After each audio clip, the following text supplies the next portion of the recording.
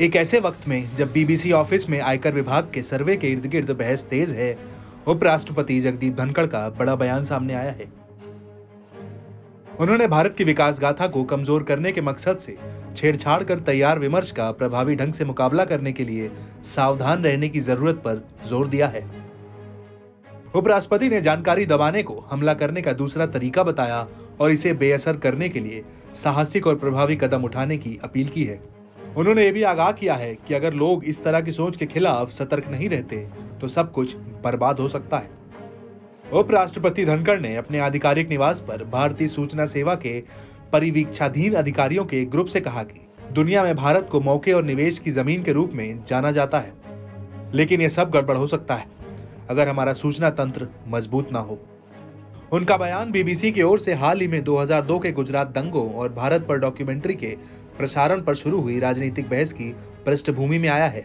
सरकार ने social media platform पर डॉक्यूमेंट्री की पहुंच को रोक दिया था। इस बीच हाल ही में आयकर अधिकारियों ने दिल्ली और मुंबई में बीबीसी ऑफिस में एक सर्वे किया। उपराष्ट्रपति ने किसी समाचार संस्था का नाम लिए बिना कहा कि पिछले एक दशक में एक वैश्विक समाचार घराने ने अपनी प्रतिष्ठा पाने के लिए एक विमर्श पेश किया था। उन्होंने कहा कि विमर्श यह था कि किसी के पास सामूहिक विनाश के हथियार थे और इसलिए हमला सिर्फ मानवता को बचाने के लिए किया था। उन्होंने इराक युद्ध के परोक्ष संदर्भ में कहा, चीजें हुई, सामूहिक विनाश के कोई हथियार नहीं मिले।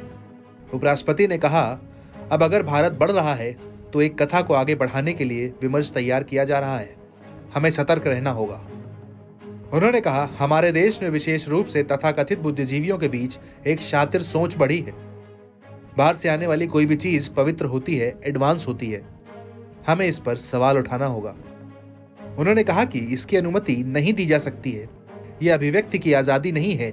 अगर आप हमारे भारतीय संविधान को देखते हैं तो मौलिक अधिकारों में भी शर्तें हैं।